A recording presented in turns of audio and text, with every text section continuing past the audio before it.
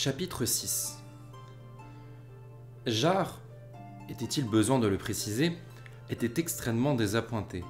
La formation qu'il avait reçue au temple, ajoutée à sa propre nature, le conduisait à faire confiance aux hommes, à croire en leur bonté, en leur bienveillance et en leur désintéressement. De cette foi en l'homme, il ne restait plus grand-chose à présent. Cela faisait 2 nuits déjà qu'il dormait dehors, dans une meule de foin ou plutôt ce qu'il en restait, et sa 3e nuit s'annonçait identique.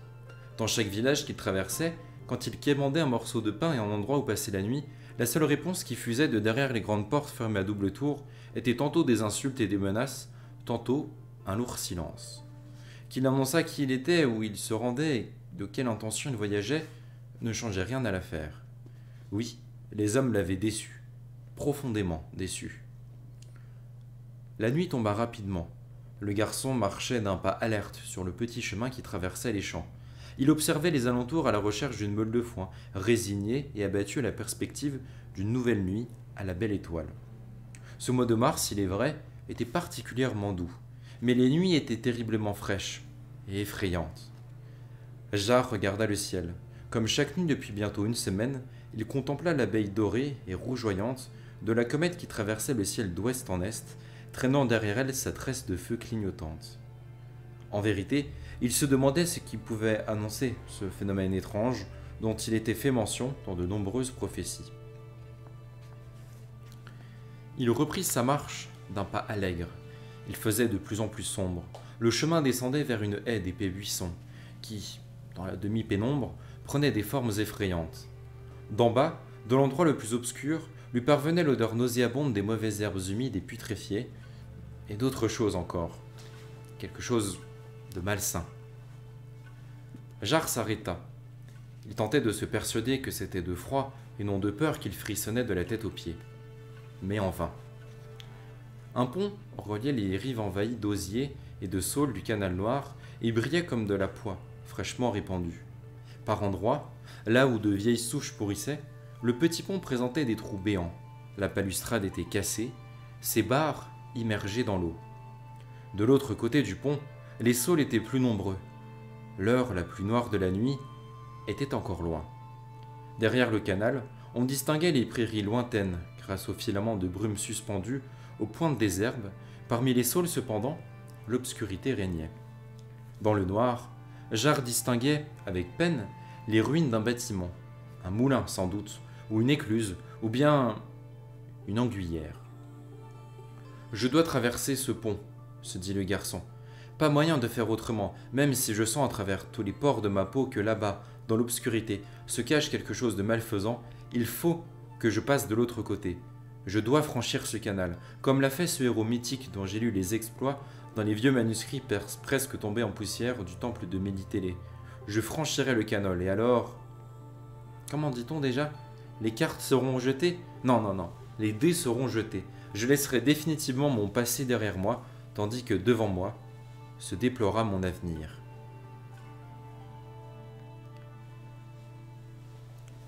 Un pont en carton par une nuit sombre dans un pays austère et malfamé, tout va bien. Oui, je ne sais pas qu'est-ce qui lui arrivait avant, ce jeune monsieur. On est quand même plus ou moins d'accord sur le fait que on a fait mieux pour commencer. Un pont en carton, c'est pas des plus... Enfin voilà, on a fait plus safe pour commencer une histoire. Il s'avança sur la passerelle et comprit aussitôt que son pressentiment ne l'avait pas trompé. Avant même de les voir, il les entendit. « Et alors ?» graillonna l'un des hommes qui lui barrait le chemin. « Je l'avais pas dit. Suffit d'attendre un peu et on finit toujours par voir quelqu'un se pointer. »« T'avais raison, Oculutch », approuva un de ses compagnons qui zézaillait légèrement. Tous étaient armés de gros pieux. « Tu devrais t'installer comme Devin ou comme Volkov. Alors, promeneur solitaire, tu vas nous donner ce que t'as bien gentiment, ou sinon, ce sera la bagarre. »« Mais je n'ai rien !» hurla Jare de toutes ses forces. Toutefois, il avait peu d'espoir que quelqu'un l'entende et lui vienne en aide. « Je suis un misérable pèlerin, je n'ai pas le moindre sou. Que pourrais-je donc vous donner? Ce bâton? Mes vêtements ?» « En plus du reste, dit l'homme qui zézayait, Quelque chose dans sa voix fit frémir Jarre. Parce que tu dois savoir, misérable voyageur, qu'à la vérité on a tous ici, tel que tu nous vois, un besoin impératif. On espérait bien tomber sur une jeune fille, mais quoi? La nuit approche. Plus personne ne basera par ici. Alors, faute de grives, on mange des merles. Attrapez-le. Je vous préviens, hurla Jarle. J'ai un couteau. C'était la vérité. Il l'avait subtilisé à la cuisine du temple la veille de sa fuite et caché dans son baluchon. Mais il ne le prit pas. Il était paralysé et effrayé. Toute cette histoire était insensée et son modeste couteau ne l'aiderait guère. J'ai un couteau, répéta-t-il désespéré. Voyez-vous ça? Résonna celui qui zézaillait en s'approchant. Il a un couteau? Qui l'eût cru? Jarre ne pouvait s'échapper. Il était pétrifié par la peur. Ses jambes étaient comme deux piquets, plantés dans le sol. Il avait la gorge nouée, comme si on lui avait passé une corde autour du cou.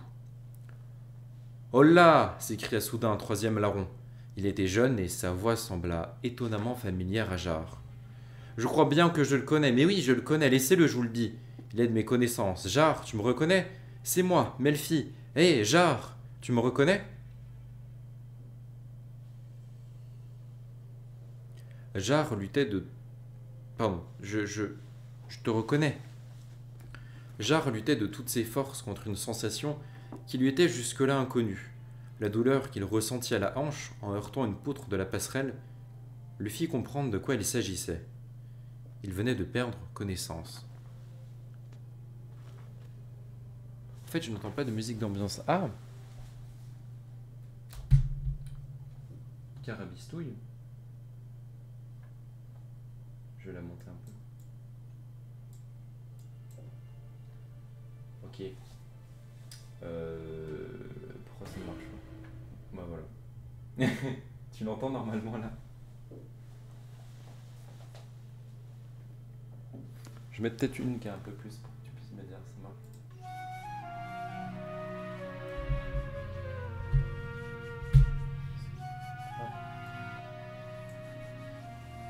Est-ce que c'est mieux là? Niveau musique d'ambiance, que tu en entends une et que ça venait dire là. Là on entend. Ah, parfait. Et ça va du coup? Niveau des réglages, tu veux que je bouge un peu? Dis-moi, j'augmente, je baisse, pour que ce soit bien pour les autres gens du live et les gens de YouTube. C'est ok. Parfait. Merci bien Thor du coup pour le backup, le back-end, pour le retour. On restait simple. Merci beaucoup pour le retour Ether. Eh ben ça, pour une surprise, c'est une surprise, répéta Melfi. Tu parles d'un hasard, tomber comme ça sur quelqu'un que je connais, une connaissance d'Elender, un ami? Alors, ça va mieux? Jarre avala un bout de lard dur et élastique qu'on lui avait servi, puis il croqua dans un navet grillé. Il ne répondit pas, se contenta de hocher la tête en direction des 6 hommes qui lui faisaient cercle autour du feu de bois. Et où donc te mène ta route, Jarre? À Wizima. Ah! Nous aussi nous allons à Wizima. Ah ça pour un hasard, qu'est-ce que tu en dis Milton? Tu te souviens de Milton? Jarre. Non, il ne s'en souvenait pas. Il n'était même pas certain de l'avoir jamais vu. Melfi du reste exagérait quelque peu en l'appelant son ami. C'était le fils du tonnelier d'Elender. Lorsqu'ils fréquentaient tous deux l'école du temple, Melfi avait coutume de le battre comme plâtre régulièrement en le traitant de bâtard orphelin conçu dans les orties. Cela avait duré près d'une année après que le tonnelier avait retiré son fils de l'école, car il est avéré que son rejeton n'était bon qu'à s'occuper des tonneaux. Ainsi, au lieu de s'initier aux arcanes de l'écriture et de la lecture, Melfi commença à tailler des douves dans l'atelier de son père. Et lorsque Jarre eut terminé ses études et que, sur recommandation du temple, il devint l'assistant du greffier au tribunal municipal, le petit tonnelier, à l'instar de son père, se mit à lui faire des courbettes, à lui apporter des cadeaux et à déclarer partout qu'il était son ami. Quelqu'un de tout à fait sain, pas du tout dans une relation toxique et intéressée.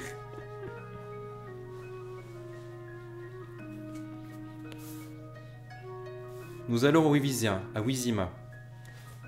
Melfi poursuivait son récit. Rejoindre l'armée, tous autant que nous sommes, comme un seul homme. Ces deux-là, Milton et Ourabek, des fils de paysans, ils ont été appelés officiellement, selon la règle en Villeur. Tu es courant, toi? Je suis au courant. Jarre jeta un coup d'œil aux fils des paysans, deux jeunes hommes blonds qu'on aurait pu prendre pour des frères. Ils étaient occupés à mordiller un aliment difficile à déterminer, cuit dans la cendre. Un conscrit, toutes les Dylan, un contingent Lanner. Et toi, Melfi? Pour moi, vois-tu, soupira le jeune tonnelier, les choses se sont passées différemment. La première fois que la guilde a dû fournir des recrues, mon père est intervenu et j'y ai échappé. Mais, manque de chance, il a fallu tirer au sort une deuxième fois, selon le système décidé par la ville. Tu es au courant, non? Oui, je suis au courant, acquiesça de nouveau Jarre. Le conseil municipal d'Elender a mis en place un tirage complémentaire, par décret du 16 janvier. C'était absolument nécessaire pour faire face à la menace nilfgaardienne. Un individu courtois, à la boule à zéro et à la voix râpeuse, se mêla à la conversation. Il s'appelait Occultich. C'était lui qui, le premier, avait invectivé Jarre sur le pont. Écoute un peu, Brocheton, comment il parle, petit malin, Godluro. Monsieur, je sais tout. Tu te crois futé sans doute, embrayait un deuxième. Un garçon de ferme immense à la bouille ronde qui affichait en permanence un sourire idiot. La ferme, claprotte, zozota le dénommé Brocheton, le plus âgé de la bande, un grand moustache pendante et à la nuque rasée. Puisque c'est un petit futé, écoute-le quand il parle. Ça peut être utile, l'instruction. Et puis, ça n'a jamais fait de mal à personne. Enfin, presque jamais. Ah ça c'est bien vrai, déclara Melfi. Il n'est pas bête, Jarre. Je veux dire, il sait lire et écrire, c'est un savant. Alors si on parle de là, pardon, c'est sûr que... C'est qu'il travaille comme greffier au tribunal d'Elender et au sanctuaire de Ménitélé. Il veille sur un tout tas de livres. Qu'est-ce qu'un merdeux de Tribunalo Sanctuaro bibliothécaire fabrique donc sur la route de Vizima, l'interrompit Brocheton en observant Jarre à travers la fumée et les flammes. La même chose que vous, dit le garçon. Je rejoins l'armée. Les yeux de Brocheton brillaient, reflétant la lumière comme ceux d'un poisson éclairé par une torche à la proue d'un canot. Et qu'est-ce qu'un Tribunalo Sanctuaro savant espère trouver à l'armée? Parce que, enfin, t'es pas appelé, toi, hein? Le premier imbécile venu sait bien que les temples ne sont pas obligés de fournir des conscrits. Et le premier imbécile venu sait bien que chaque tribunal est capable de réclamer son greffier et de le libérer du service. Alors, qu'est-ce qu'il en est exactement, monsieur le fonctionnaire? Je suis volontaire, déclare Jarre. Je vais m'engager de ma propre volonté, en partie pour des raisons personnelles, mais avant tout par patriotisme. La compagnie tout entière partit d'un rire gras, retentissant. Avisez un peu, les gars, dit enfin Brocheton. Vous voyez les contradictions qu'on peut parfois trouver chez un homme. Deux natures à l'opposé. Prenez notre fonctionnaire ici présent, un genou qu'on pourrait croire instruit et doté d'une certaine expérience et sûrement intelligent de nature.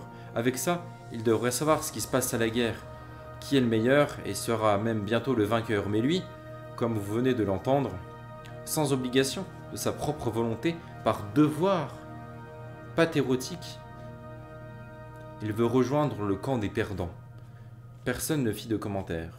Jarre non plus. D'habitude, dit enfin Brocheton, on trouve ce sens du devoir patriotique chez les malades du cerveau. Peut-être qu'il s'applique aussi aux élèves des temples et des tribunaux, mais tu as aussi parlé de raisons personnelles. Je suis furieusement curieux de les connaître. Elles sont si personnelles que je n'en parlerai pas, l'interrompit Jarre. Du reste, vous non plus, monsieur, vous ne semblez guère pressé d'exposer vos motivations. On note bien, dit Brocheton, après un instant de silence, que si un simple malotru m'avait parlé comme tu viens de le faire, il aurait pris illico mon poing dans la gueule. Mais puisque tu es un écrivaillon savant, je te fais grâce pour cette fois, et je répondrai, moi aussi, je vais à l'armée, en tant que volontaire aussi.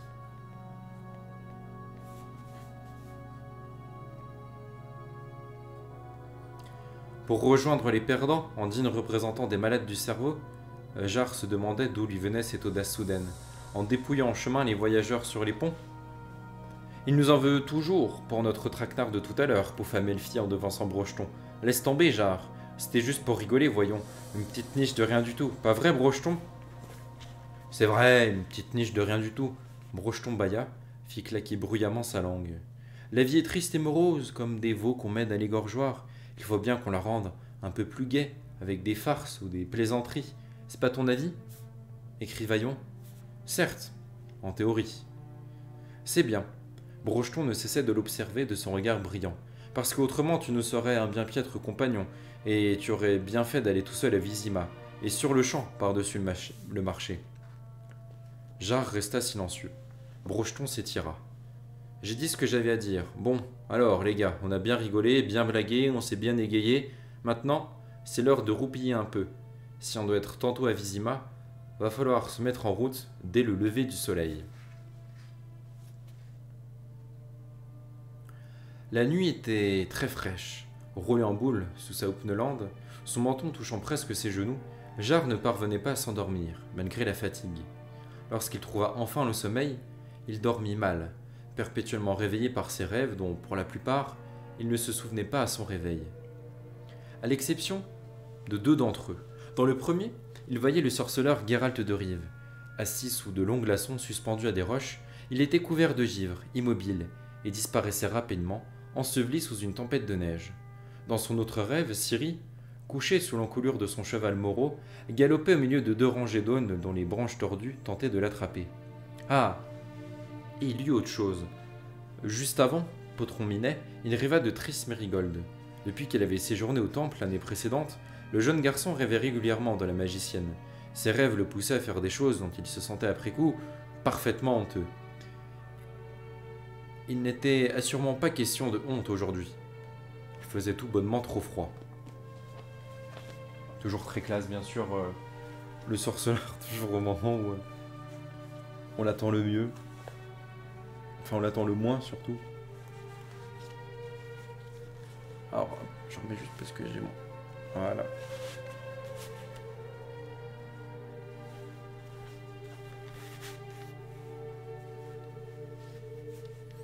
Alors, je veux pas dire, mais globalement, quand même, quand tu rêves de Geralt et de Ciri, c'est pas bon signe. Globalement.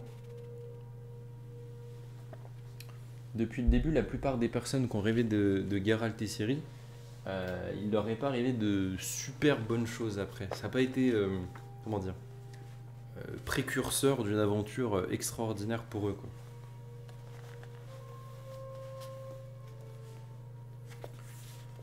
Le lendemain matin, le soleil était à peine levé que les 7 hommes se mirent effectivement en route. Milton et Ograbec, les fils de paysans qui faisaient partie du contingent Lanner, se donnaient du courage en chantant un chant de guerre. V'là sur sa rosse un soldat, tu ferais bien, donzelle, de te sauver. Entends-tu cliqueter son anure? Vas-y là pas, qui va t'embrasser. Bah, laisse-toi faire, pourquoi l'en priver? C'est qui va de son corps la patrie protéger. Toujours des chansons incroyables aussi. Brocheton, Occultitch, Claprotte et au milieu le tonnelier, Melfi, se racontaient des anecdotes et des petites histoires qu'ils trouvaient irrésistiblement drôles. Et le Nilfgaardien demande « Eh, qu'est-ce qui pue autant par ici ?» Et l'elfe y répond « La merde !» Et celle-là, vous la connaissez? C'est un Nilfgaardien, un elfe et un nain qui voient passer une souris. Plus la journée avançait, plus il croisait de voyageurs, de charrettes, de convois de paysans, de détachements de soldats sur la grande route. Certaines charrettes étaient chargées de biens. Celles-là, la bande de Brocheton les suivait presque ventre à terre, tels des braques, ramassant ce qui s'en échappait. Une carotte, une pomme de terre, un navet, parfois même un oignon. Ils gardaient une partie du butin pour les heures noires, engloutissant goulûment l'autre part sans interrompre le cours de leurs bons mots.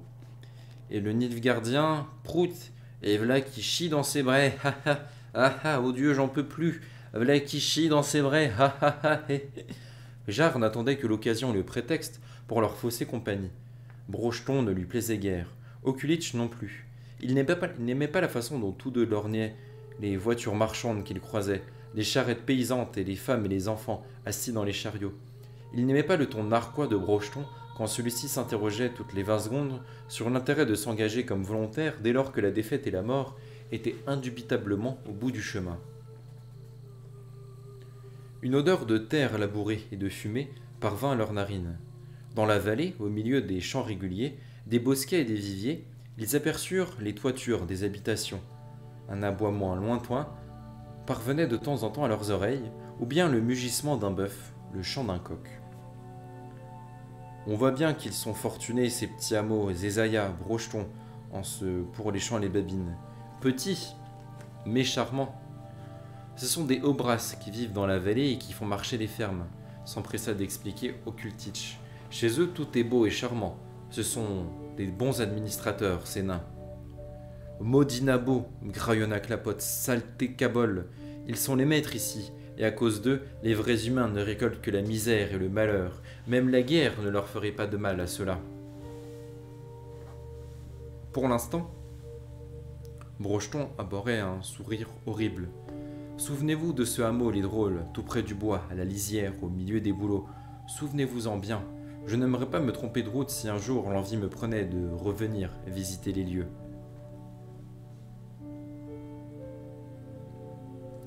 Jarre détourna la tête, faisant mine de ne pas avoir entendu, se concentrant uniquement sur la route devant lui. Il marchait. Milton et Augrabec, les fils de paysans de la rue Crulaner, entonnèrent un nouveau chant, un peu moins soldatesque, un peu plus pessimiste. En vérité, surtout après les allusions de Brocheton, les paroles du dit chant avaient tout d'un mauvais présage. Écoutez bien, vous tous, braves soldats, apprenez donc l'horreur de la mort, jeune ou vieux soldat, tu n'échapperas point à ton triste sort. Quand la mort à ta porte frappera, rien d'autre à faire tu n'auras, vois-tu mon pauvre gars, que de lui ouvrir grand les bras. Lui, il a sûrement une cornemuse, déclara Okultitch d'une voix morone. Que je sois fait moine s'il n'en a pas.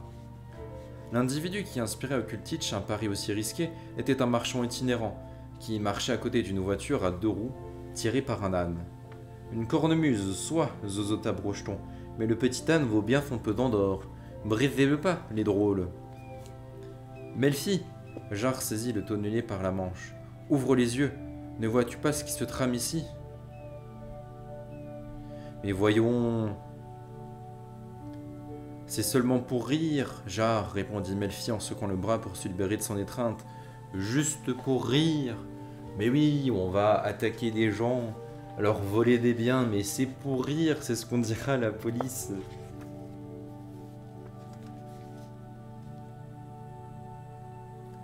La voiture du marchand, de plus près, on le voyait bien, faisait également office d'échoppe. Elle pouvait être transformée en l'espace de quelques secondes. Toute la construction tractée par l'âne était couverte d'inscriptions pittoresques aux couleurs criardes. À l'évidence, le marchand proposait toutes sortes d'articles, des baumes soignants et des terraïaïques, des talismans et des amulettes, des élixirs, des filtres et des cataplasmes magiques, des produits nettoyants et, en plus de tout cela, des détecteurs de métaux, des minerais et des truffes, ainsi que des appâts infaillibles pour attraper poissons, canards et jeunes filles. Le marchand, un bonhomme maigre et accablé par le poids des ans, jeta un coup d'œil autour de lui. Il vit les compères, poussa un juron et pressa son âne. Mais l'animal réagit en digne représentant de son espèce. Après tout, un âne est un âne. Pas une seconde, il n'entreprit d'accélérer son allure. « Je m'occupe du drôle d'abord, » expliqua tout bas Okultitch. « Et sur le chariot, on dégotera à coup sûr un petit quelque chose. » « Allez les drôles, » ordonna Brocheton, « on fait vinaigre. » « Dépêchons-nous tant qu'il n'y a pas beaucoup de témoins sur la grande route. » Jarre avança d'un pas rapide pour dépasser la compagnie, puis il se retourna et se posta entre les voleurs et le marchand. Il n'en revenait pas de faire preuve de tant de vaillance. « Je ne... » articula-t-il avec peine, la gorge serrée. « Je ne permettrai pas... » Brocheton ouvrit lentement sa capote, découvrant glissé derrière sa ceinture un long couteau, aiguisé comme un rasoir. « Écarte-toi, écrit Vaillon, zozota-t-il d'un air menaçant. « Si tu tiens à la vie. Je pensais que tu pourrais nous être utile, mais non, je vois que ton temple t'a par trop embigotifié, t'es imprégné de l'odeur d'encens des dévots. Allez, écarte-toi de mon chemin, ou sinon... Mais que se passe-t-il donc ici, hein? » De derrière les saules ventrus et fourchus qui flanquaient la route et que l'on voyait partout dans la vallée ismène, surgirent 2 personnages singuliers. Chacun portait la moustache en guidon, des ringraves bouffantes multicolores, un pourpoint surpiqué et orné de rubans, et un énorme béret de velours souple orné de plumes.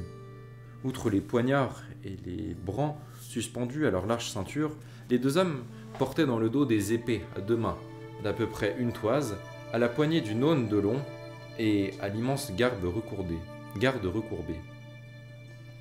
Les lansquenets se précipitaient vers la bande tout en achevant de boutonner leurs chaussures. Aucun n'avait esquissé le moindre geste en direction de la poignée de l'une ou de l'autre de leurs terribles épées. Pourtant, Brocheton et Kultich s'étaient immédiatement calmés en les voyant. Quant au grand Klaproth, il s'était recroquevillé comme une vessie de porc dégonflée. Nous ne faisons rien de mal, zozota Brocheton. C'était juste pour rire, expliqua Melfi d'une voix perçante. Personne n'était blessé, intervint soudain le marchand voûté, personne.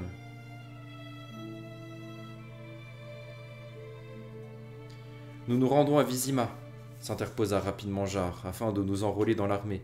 Peut-être allez-vous de la même direction, messieurs les soldats.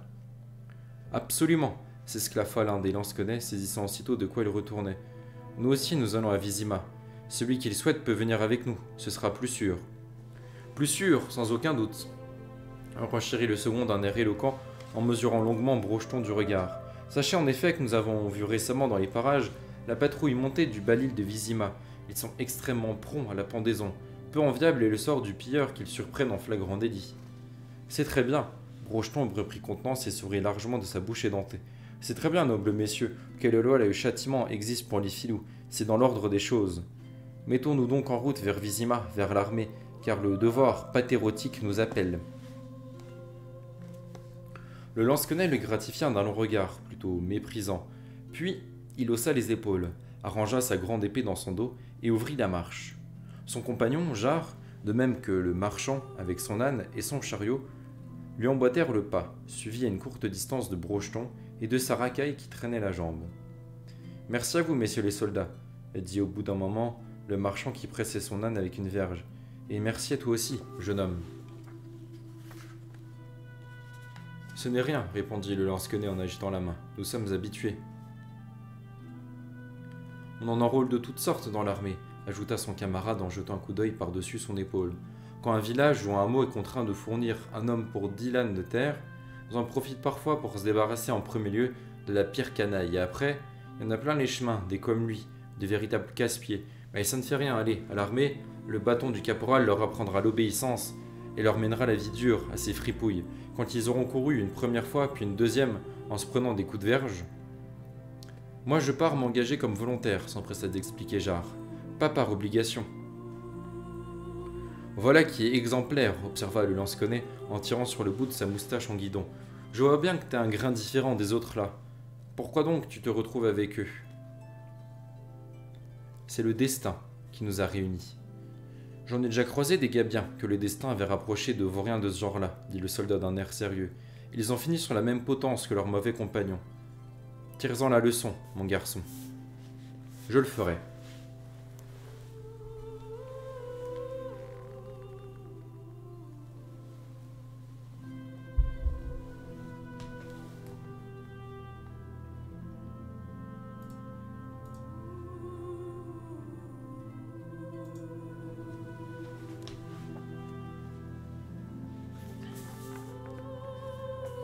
Avant que le soleil, volé par les nuages, ait atteint le zénith, ils avaient rejoint la route, mais ils furent contraints de faire une pause. Comme de nombreux groupes de voyageurs arrivés avant eux, Jarre et sa compagnie n'eurent pas de choix que de s'arrêter, la chaussée étant encombrée de soldats qui défilaient. L'un des lansquenets commenta le spectacle d'un air entendu. Ils marchent vers le sud, vers Maribor et Mayenne. Avise les insignes, dit l'autre en les désignant d'un signe de tête. Des Rédaniens, constata Jarre. On peut admirer des aigles d'argent sur une étoffe cramoisie. Bien vu, approuva le lansquenet en lui tapotant l'épaule. T'es un genou bien débrouillard, c'est l'armée rédanienne que la reine Edwige nous a envoyée en renfort. À présent, nous formons une unité, la Témérie, la Rédanie, Aedirn, Kedwen. Nous sommes tous alliés au service d'une même cause. Pas trop tôt, s'exclama dans leur dos Brocheton avec une raillerie évidente. Le lansquenet lui lança un regard sombre, mais il ne dit rien. On n'a qu'à s'asseoir, proposa Melfi, et laisser nos guiboles se reposer. On n'en voit pas le bout de cette armée, du temps va passer avant que la route se libère. Asseyons-nous là-haut, dit le marchand, on aura une meilleure vue. La cavalerie rédanienne passa. Derrière elle, soulevant des nuages de poussière, arrivèrent les arbalétriers et les porteurs de pavois. À leur suite, on voyait déjà les colonnes formées par les troupes armées à cheval. « Et cela, dit Melfi en désignant les cuirassés, ils défilent sous un autre chapeau. Ils ont un étendoir noir avec des espèces de taches blanches dessus. » « Voilà bien la province obscure, observa le lansquenet, en lui lançant un regard plein de mépris. Ils ne reconnaissent même pas les armoiries de leur propre roi. Ce sont les lys d'argent, tête bornée. Des fleurs de lys argentées sur le champ noir, dit Jard, et il eut soudain envie de démontrer que les autres étaient ce qu'ils étaient, peut-être, mais lui en tout cas ne faisait pas partie de la province obscure. Sur les anciennes armoiries du royaume de Témérie, commença-t-il à expliquer, figurait un léopard, mais la famille royale de Témérie utilisait un blason modifié, et ce notamment en rajoutant, sur leur écu, un champ complémentaire dans lequel figuraient 3 lys, car dans la symbolique héraldique, la fleur de lys est la marque du successeur au trône, le fils du roi, l'héritier du sceptre et la couronne. « Sale petit merdeux de savant, aboya Claprotte. Laisse-le tranquille et ferme ta gueule, tronche de cheval, lança le lansquenet d'un air menaçant. Et toi, mon garçon, continue, c'est intéressant. » Lorsque le prince Guademar, le fils du vieux roi Gardica, partit combattre les insurgés au service de cette diablesse de Falca, l'armée témérienne portait justement les armoiries du prince, l'emblème du lys, et remporta plusieurs victoires décisives. Aussi, lorsqu'à la mort de son père Guademar hérita du trône, il décida, en souvenir de ses victoires et parce que sa femme et ses enfants avaient été miraculeusement sauvés des mains ennemies, que les 3 lys d'argent sur le champ noir seraient désormais les armoiries du royaume. Plus tard, par un décret spécial, le roi Cidric modifia le blason officiel en un champ noir parsemé de fleurs de lys argentées. Tel est resté jusqu'à ce jour le blason témérien. Vous pouvez aisément le constater vous-même, puisqu'arrivent justement les lanciers de Témérie. « Eh bien, jeune homme, tu nous as bien adroitement résumé tout ça, » s'exclama le marchand. « Ce n'est pas moi, soupira Jard, mais Jean d'Âtre, un savant héraldiste. Toi aussi, apparemment, tu m'as l'air bien érudit. Une qualité bien utile pour une recrue, ajouta Brocheton à mi-voix, le profil idéal pour se faire écraser par ces fleurs de lys argentées, pour le roi de la Témérie. » Un chant guerrier, menaçant, ronflant comme un grognement de tonnerre, parvint à leurs oreilles. Une autre armée, en formation compacte et régulière, suivait les Témériens. Un régiment de cavalerie sans couleur, excepté le gris, sans drapeau ni étendard. Devant les colonnes de commandement qui marchaient en tête, des soldats brandissaient des perches ornées de queues de cheval, sur lesquelles prenait appui une planche ornée de 3 crânes humains. À la compagnie libre, les condottiers, expliqua le lansquenet en désignant les cavaliers gris, une armée de mercenaires. Ça se voit tout de suite qu'ils sont combatifs, dit Melfi d'un inspire, et ils marchent d'un pas régulier, comme à la parade. La compagnie libre, répéta le lansquenet. Regardez bien, bande de cutéreux et de blancs-becs, à quoi ressemblent de véritables soldats. Eux ont déjà connu le combat. Ce sont eux, les condottières, qui constituent l'escorte à cheval d'Adam Bancrate, de Mola, de Frontino et d'Abate Marco. Ce sont eux qui, à Mayenne, ont fait la différence. C'est grâce à eux que l'anneau nilfgaardien a été rompu. Si la forteresse a été libérée, c'est à eux qu'on le doit. Par ma foi, ajouta le deuxième lansquenet, c'est un peuple vaillant et courageux, ces condottières, durs au combat, et ce même s'ils se battent pour de l'argent, comme vous pouvez le constater d'après leurs chansons. Le détachement approchait au pas, le chant s'élevait, puissant et sonore, mais vibrant cependant d'une étrange tristesse et empreinte de sombre mélancolie. Pas plus qu'une couronne, un sceptre nous aliénera, jamais avec les rois alliance nous ferons, c'est aux ordres des ducats, rutilants comme le soleil, que nous serons. Vos serments à la couronne, pour nous ne sont rien, nous n'embrassons ni vos étendards ni vos mains, c'est aux ducats d'or rutilants que nous avons prêté serment. Ah, servir chez des gars comme ça, soupira de nouveau Melfi, guerroyer avec eux, connaître la gloire et les butins. Est-ce que j'ai la berlue ou quoi? Occultitch fronça les sourcils. C'est une bonne femme que je vois à la tête du 2e bataillon, ces mercenaires guerrois sous le commandement d'une femme. C'est bien une femme, confirma le lansquenet, mais pas n'importe laquelle. C'est Julia Abate Marco, que l'on surnomme Doué Tourneau. C'est une sacrée guerrière, ça oui.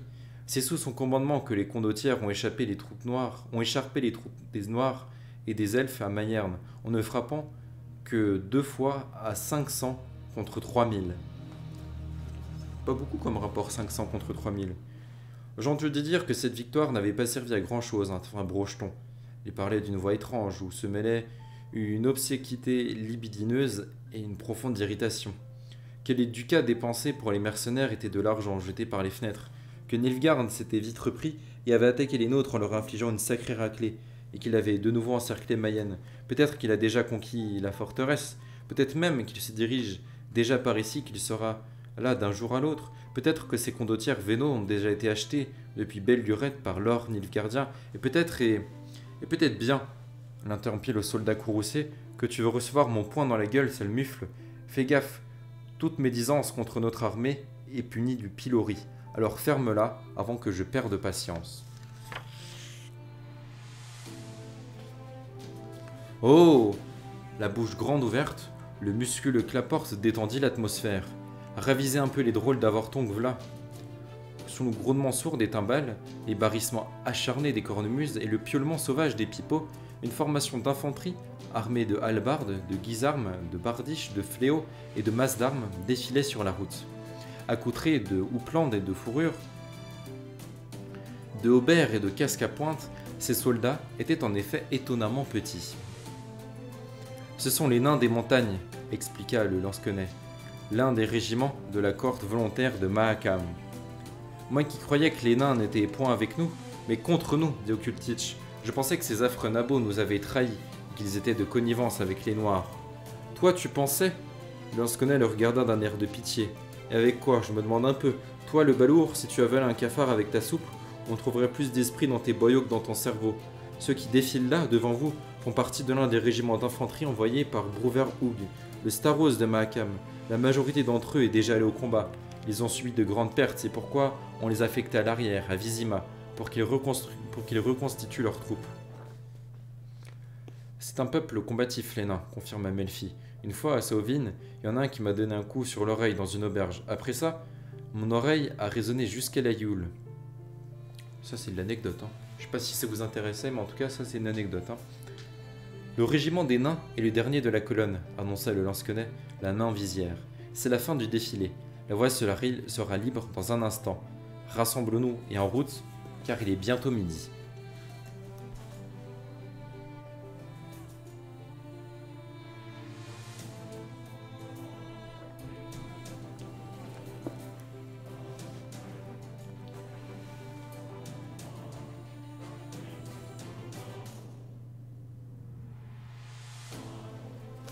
J'espère que ça vous... que vous appréciez qu'à chaque fois sur le live, en intro, où je vous dis « Ah putain, la première fois, il y avait des trucs de ouf, on va sûrement avoir des révélations. » On se retrouve à un chapitre avec des gens qu'on connaît pas et qui, pour l'instant, nous apportent pas de révélations. J'ai du pif, vous le sentirez. Il y a tellement d'hommes armés qui se dirigent vers le sud, dit le marchand d'amulettes et de thériaques, qu'à coup sûr, il va y avoir une grande guerre. De grands malheurs vont s'abattre sur la population. De grands désastres attendent les armées. Les gens vont périr par milliers, par l'épée et le feu. Voyez donc, messieurs, la comète qui paraît toutes les nuits dans le ciel, comme elle traîne derrière elle sa queue rouge ardente.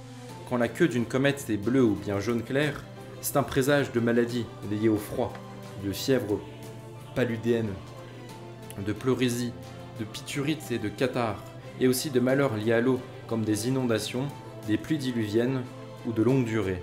Mais la couleur rouge, elle, est synonyme de chaleur ardente, de sang et de feu, et fait aussi référence au fer qui naît du feu. Des fléaux terribles, vraiment terribles, vont s'abattre sur le peuple. Il y aura de gigantesques massacres et de grandes tueries. Comme l'annonce cette prédiction, les cadavres seront entassés sur 20 coudées. Sur la terre désertée, les loups hurleront. L'homme embrassera la trace de pas d'un autre homme. Malheur à nous. Pourquoi malheur à nous? Interrompit froidement le lansquenet. La comète est bien haut dans le ciel, on la voit tout aussi bien depuis Nilfgaard, sans parler de la colline Nina, d'où est partie, d'après ce qu'on raconte, Méono Coerne. Les Noirs aussi regardent le ciel et voient la comète. Pourquoi alors ne pas considérer que ce n'est pas à nous, mais à eux, qu'elle prédit des fléaux? Parfaitement, beugla le 11e lansquenet. Malheur à eux, malheur aux Noirs. Pas sortir de son contexte, s'il vous plaît. Voilà qui est fort adroitement tourné, messieurs. Parfaitement. Ils contournèrent les forêts qui entouraient Vizima pour rejoindre des prés et des pâturages où paraissaient des troupeaux entiers de chevaux de toutes sortes. De lourds percherons, des chevaux de cavalerie, des chevaux d'attelage. Comme on pouvait s'y attendre en plein mois de mars, l'herbe était très rare, mais on y trouvait des voitures et des auvents remplis de foin. « Vous voyez ça ?» demanda Oskulich en se pourléchant les babines. « Et dites, des chevaux, et personne ne les surveille, il n'y a qu'à choisir et se servir. » « Ferme ta gueule, siffla Brocheton, adressant au lansquenet son plus beau sourire édenté. Il rêve de servir dans la cavalerie, poursuivit-il avec obséquiosité, excusez-moi. C'est pour ça qu'il regarde ses destriers d'un air si gourmand. Dans la cavalerie, s'esclaffa un des lansquenets, il en a de belles idées ce rustre.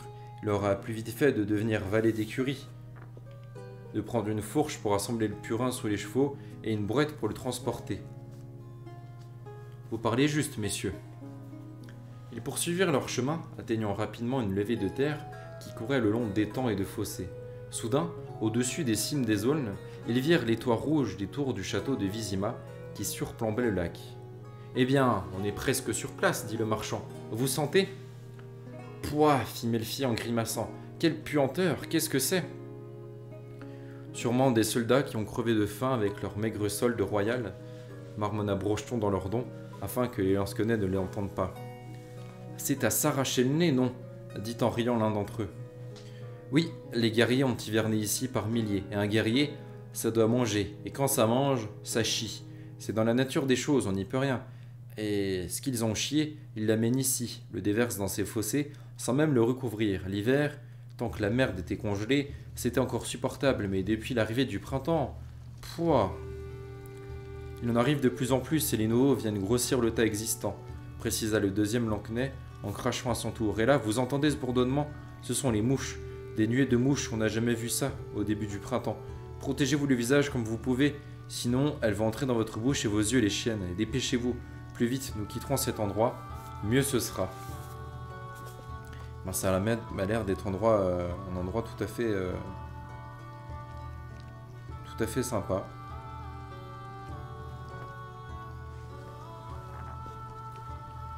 Je passe en coup de vent, vous souhaitez une bonne lecture et une bonne nuit, je rattraperai sur YouTube. Merci encore pour la lecture. Et ben merci beaucoup à toi. Merci beaucoup à toi. Ah, excuse-moi, j'arrivais pas à lire. Merci beaucoup à toi, Medma, pour le message et merci d'être venu. Et ne t'inquiète pas. Bon courage pour ce que tu as à faire et bah, du coup, profites-en bien à partir de mercredi quand tu pourras regarder le live. Merci à toi d'être passé et du coup, bah, bonne soirée à toi.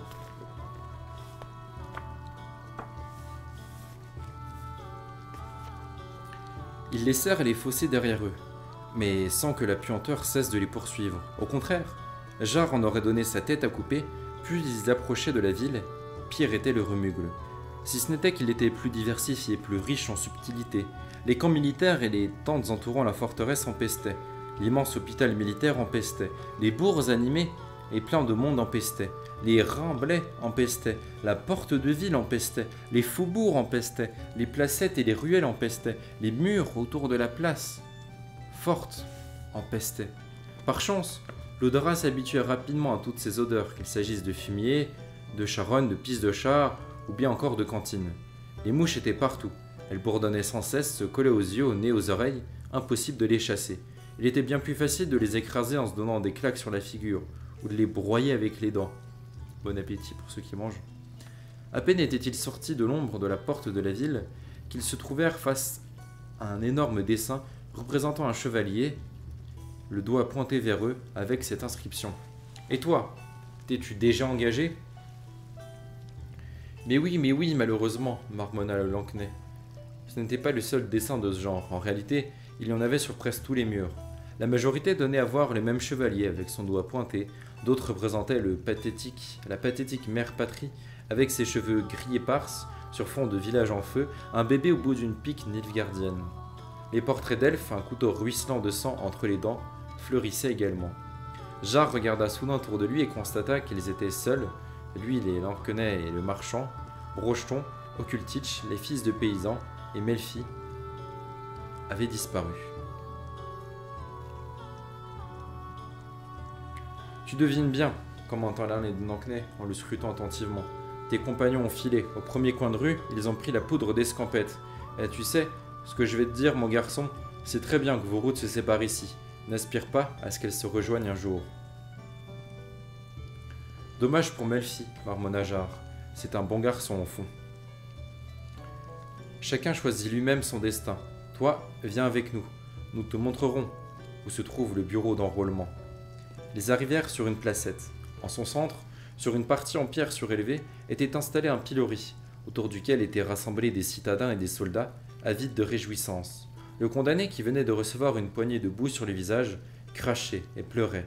La foule beuglait de rire. Fichtre, s'écria le Lancnais, ravisez un peu qui on a coincé dans le carcan. Mais c'est Fuson, je me demande bien pour quelle raison on l'a placé là. À cause de l'agriculture, s'empressa de lui expliquer un gros bourgeois, vêtu d'une pelisse de renard et d'un bonnet de feutre. De quoi? De l'agriculture, répéta le gros bonhomme avec insistance. Il a semé. Ah! Alors à cette heure, permettez-moi de vous dire, vous avez frappé comme un bœuf sur une batteuse, s'esclaffa le Lancnais. Je connais Fuson, il est cordonnier, comme son père et son grand-père avant lui. Jamais de sa vie, il n'a labouré, ni semé, ni récolté. Je vous le dis, vous vous êtes vengé sur lui comme le bœuf sur la batteuse.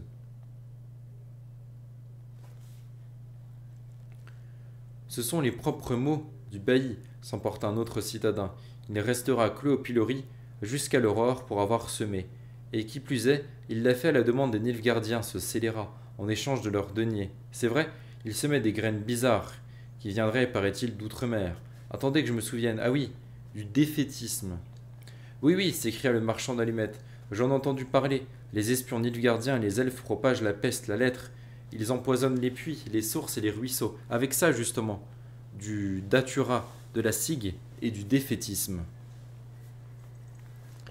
Ah, c'est ça, approuva le bourgeois à la pelisse en opinant du chef. Hier, on a pendu 2 elfes. Sûrement à cause de cet empoisonnement, justement. C'est vrai que ça arrive à beaucoup de personnes de semer du défaitisme comme ça, là. Pfiou. Tous les matins, moi, je sème du défaitisme pour bien commencer la journée. L'auberge où le siège de bureau d'enrôlement se trouve... Pardon, l'auberge où siège le bureau d'enrôlement se trouve au coin de cette rue, expliqua le Lancnais. Tu verras une grande toile déployée avec des fleurs de lys témériennes dessus. Tu les reconnaîtras, n'est-ce pas, mon garçon? Tu trouveras sans problème. Porte-toi bien. Que les dieux nous permettent de nous rencontrer en des temps meilleurs. Portez-vous bien également, vieil homme. Le marchand se racla bruyamment la gorge. Nobles messieurs, dit-il en fouillant dans ses coffres et ses trousses. Permettez-moi que pour votre aide, en témoignage de ma gratitude... Ne vous donnez pas cette peine, mon brave, dit le Lancnais en souriant. On vous a aidé, voilà tout. Il n'y a rien à ajouter. Peut-être une pommade miraculeuse contre le mal de dos? Le marchand dégota quelque chose dans le fond de l'un de ses coffres. Ou un remède universel et infaillible contre la bronchite, la goutte, la paralysie, le pitharisme, sans oublier les scofules, ou alors du baume résineux contre les piqûres d'abeilles, de vipères et de vampires, ou bien encore peut-être un talisman qui vous protégera des effets du mauvais œil. Peut-être auriez-vous quelque chose contre les effets de la mauvaise mangeaille? Lui demanda le deuxième Lancnais d'un air sérieux. J'ai, s'écria rayonnant le marchand. Voici une potion très efficace, préparée avec des racines magiques, relevée avec des plantes parfumées. Il suffit d'en prendre 3 gouttes après chaque repas. Prenez, je vous en prie, nobles messieurs. Merci. Allons, adieu, monsieur. Adieu, mon garçon. Bonne chance. Ce sont de braves soldats, courtois et aimables, apprécia le marchand lorsque les 2 hommes eurent disparu dans la foule. Ce n'est pas tous les jours qu'on en rencontre de semblables. Avec toi aussi, je suis bien tombé, jeune homme. Alors, qu'est-ce que je pourrais bien te donner? Une amulette pour te protéger du tonnerre, un béosard, une pierre de tortue efficace contre les mauvais sorts des sorcières. Ah, j'ai aussi une dent de cadavre pour ne pas céder à la flatterie, et puis une petite crotte de diable séchée. C'est toujours bon d'en mettre un peu dans sa chaussure droite. Jard s'arracha à la contemplation d'un groupe d'hommes et de femmes en train de nettoyer avec acharnement une inscription en grosses lettres sur le mur d'une maison. Au diable, cette foutue guerre. Laissez, dit-il, il est temps pour moi. Ah, s'exclama le marchand en sortant de son coffre un petit médaillon en cuivre en forme de cœur. Ça devrait être utile, jeune homme. C'est un objet parfait pour les jeunes. et d'une grande rareté. J'en en ai qu'une seule comme ça. C'est une amulette de magicienne. Grâce à elle, Tête douce ne t'oubliera pas, même si le temps et de nombreux milles vous séparent. Tiens, regarde, il s'ouvre comme ça. À l'intérieur, il y a un petit bout de papier en papyrus très fin. Il suffit d'y inscrire à l'encre magique rouge, j'en ai ici, le prénom de ta bien-aimée, pour qu'elle ne t'oublie pas, son cœur ne changera pas, elle ne te trahira pas, ni ne te laissera tomber. Alors,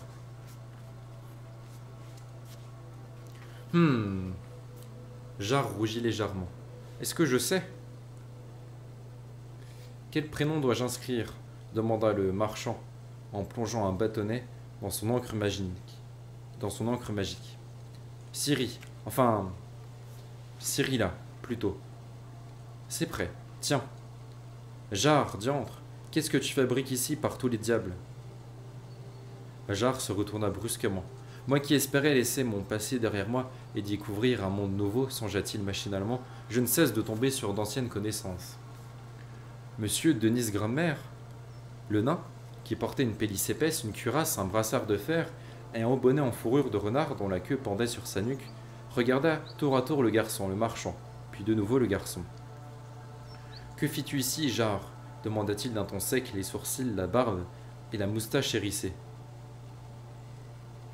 Le garçon hésita quelques instants, se demandant s'il ne valait pas mieux mentir et, pour plus de crédibilité, entraîner dans sa version mensongère le bienveillant marchand. Mais il rejeta presque aussitôt cette pensée. Denis Cromer, qui avait servi jadis dans la gare... qui avait servi jadis dans la garde du prince d'Elander, avait la réputation d'être difficile à berner. D'après la rumeur, mieux valait ne même pas essayer. Je veux m'enrôler dans l'armée. Il savait quelle serait la question suivante. Tu as l'autorisation de Nénéké? Il n'eut pas besoin de répondre. Tu as fichu le camp, devina Denis Kramer en se secouant sa barbe. Tu as tout simplement fichu le camp, et à l'heure qu'il est, Nénéké et les prêtresses sont en train de s'arracher les cheveux. J'ai laissé une lettre, bredouilla Jarre. Monsieur Kramer, je ne pouvais pas, il fallait que... Ça ne se fait pas de rester assis ne rien faire quand les ennemis sont à la frontière. En des temps menaçants pour la patrie, et avec elle, Ciri, mère Nénéké se montrait intraitable, alors qu'elle avait envoyé les trois quarts des filles à l'armée, moi, elle m'interdisait d'y aller. Or, je ne pouvais pas... Donc tu as fichu le camp, répéta le nain en fronçant les sourcils d'un air sévère. Par tous les diables de l'enfer, je devrais t'attacher un bâton et te renvoyer par courrier à Ellender, puis te faire enfermer dans les oubliettes du château jusqu'à ce que les prêtresses viennent te réclamer. Je devrais... Il haletait de colère. Quand as-tu mangé pour la dernière fois, Jarre? Quand as-tu eu pour la dernière fois un plat chaud dans le ventre? Vraiment chaud? Ça doit faire 4 jours. Suis-moi. Ça va, il change assez rapidement d'humeur. C'est bien nain ça.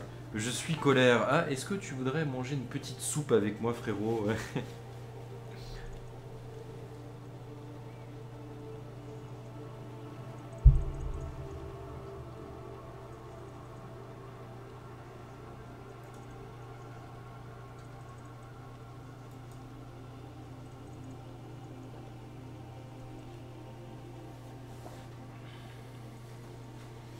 Hop.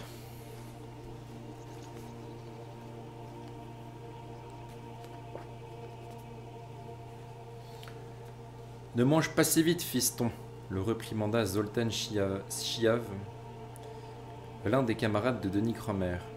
Ce n'est pas bon d'engouffrer la nourriture comme ça, à la va-vite, sans mâcher correctement. Où tu as-tu donc ainsi? Crois-moi, personne ne t'ôtera le pain de la bouche. Jarre n'en était pas si sûr. Dans la grande salle de l'auberge, à l'ourson poilu, un duel était en cours. Deux nains rablés, aussi larges que des armoires à glace, s'expliquaient à main nue, au milieu des clameurs de leurs camarades de la cohorte volontaire et des acclamations des prostituées locales. Le sol tremblait, les meubles et la vaisselle dégringolaient, et le sang qui coulait de leurs nez brisés se répandait alentour comme des gouttes de pluie.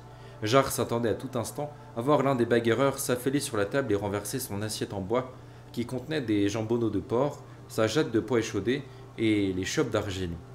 Il avala rapidement le morceau de gras qu'il avait dans sa bouche, considérant que ce qui était pris n'était plus à prendre.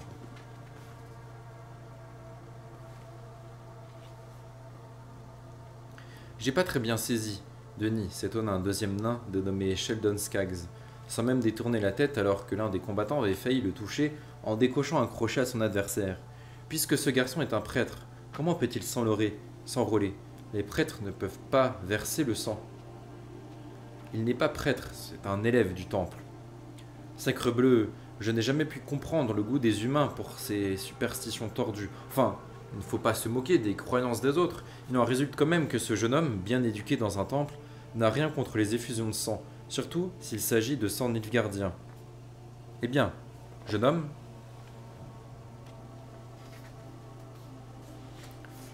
laisse-le manger tranquille, Skaggs. Je répondrai volontiers. Jarre avala une bouchée de jambonneau et fourra une poignée de pois dans sa bouche. En fait, voilà, on peut verser le sang au cours d'une guerre, juste, afin de défendre des intérêts supérieurs. C'est pourquoi je me suis enrôlé. La mère patrie m'appelle. Voyez vous-même combien ont raison ceux qui affirment que la race humaine est proche de la nôtre, que nous sommes apparentés, eux et nous, issus des mêmes racines, déclara Skaggs en embrassant du regard ses compagnons. La meilleure preuve, tiens, se trouve assise là, en face de nous, à manger des pois comme un glouton. En d'autres termes, on peut trouver autant de ces nigauds enthousiastes chez les humains que chez nous. Surtout après l'attaque de Mayenne, fit remarquer froidement Zoltan Chivet. Après une victoire, le nombre de volontaires augmente toujours. L'élan affaiblira quand se répandra la nouvelle que l'armée de Ménocoerne remonte l'Ina, ne laissant derrière elle que des territoires dévastés. Du moment qu'il ne le fit pas devant l'ennemi, marmonna Cromer, je sais pas pourquoi j'ai pas confiance dans les volontaires. Peut-être parce que la moitié des déserteurs sont justement issus de leur rang. Comment osez-vous? Jarre faillit s'étrangler. Comment pouvez-vous suggérer une chose pareille, monsieur? C'est par principe que, pour une guerre juste et honnête, que la mère patrie, soudain victime d'un coup qui, semblait-il au garçon, ébranla jusqu'aux fondations du bâtiment, l'un des nains combattants s'affala sur le parquet. La poussière logée entre les fentes du plancher s'éleva du sol sur une demi-toise. Cette fois pourtant, au lieu de se relever et de foncer sur son adversaire, le nain restait allongé, agitant ses membres de manière désordonnée. On aurait dit un hanneton retourné sur le dos. Denis Cromer se leva. L'affaire est tranchée, annonça-t-il d'une voix forte en promettant son regard sur l'assistance réunie dans la salle de l'auberge.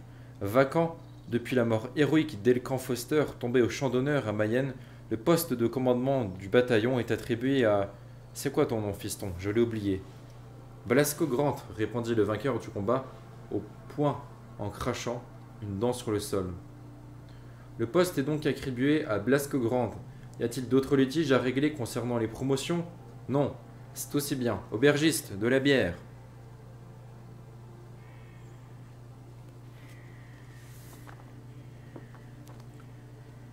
Où en étions-nous? Nous parlions d'une guerre juste, commença Zoltan Chivet en repliant ses doigts. Des volontaires, des déserteurs. Ah oui, s'exclama Denis en l'interrompant. Je savais que je voulais ajouter quelque chose au sujet des volontaires qui devenaient des déserteurs et des traîtres. Souvenez-vous du corps sintrasien de Visgarde. Ces salopards n'ont même pas changé leur étendard. Je le tiens de la bouche des condottières de la compagnie libre de Julia Douai-Tourneau. À Mayerne, l'escorte de Julia s'est heurté à des sintrasiens. Ils formaient l'avant-garde des troupes nilfgaardiennes et marchaient sous ce même étendard avec des lions. Ils ont été appelés par la mère patrie, intervint Skaggs d'un air sombre, et par l'impératrice Syrie. Moins fort, siffla Denis. C'est vrai, s'interposa un quatrième nain, Yarpen Zygrin, resté jusque-là silencieux. Nous devons être plus discrets que les silences lui-même, non pas par peur des mouchards, mais parce qu'on ne parle pas des choses dont on ne sait rien. Parce que toi, Zygrin, tu en sais plus que nous, c'est ça? Demanda Skaggs en pointant sa barbe en avant. Oui, et je ne dirai qu'une chose, personne, que ce soit Émir, Varimris, les magiciennes rebelles de Taned ou le diable lui-même, ne serait parvenu à contraindre cette jeune fille à faire quoi que ce soit. Personne n'aurait été capable de la briser, je le sais, parce que je la connais. C'est de la mystification, ce prétendu mariage avec Émir. Une mise en scène à laquelle divers imbéciles se sont laissés prendre. La destinée de cette fillette, je vous le dis, est autre. Tout à fait autre.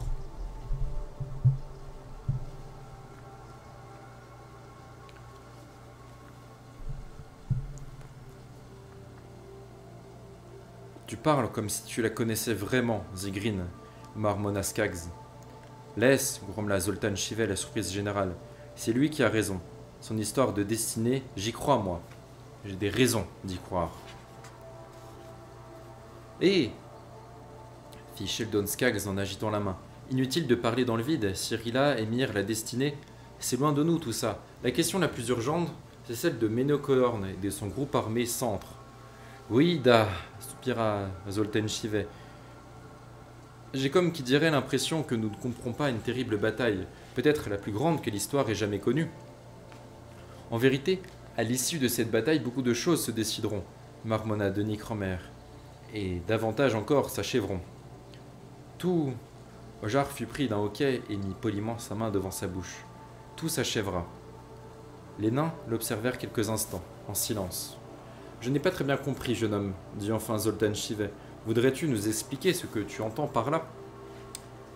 Au conseil princier, bredouilla Jar, c'est-à-dire à Highlander, on dit que c'est pour ça que la victoire est tellement importante, parce que c'est une grande guerre qui éclipsera toutes les autres. Sheldon Skaggs pouffa, aspergeant sa barbe de bière. Zoltan Chivet se mit à hurler de rire. Vous n'êtes pas de cet avis, messieurs? C'était maintenant au tour de Denis Cromer de s'esclaffer. Yarpen Zygrin, lui, garda son sérieux. Il observait attentivement le garçon, une pointe de tristesse dans le regard.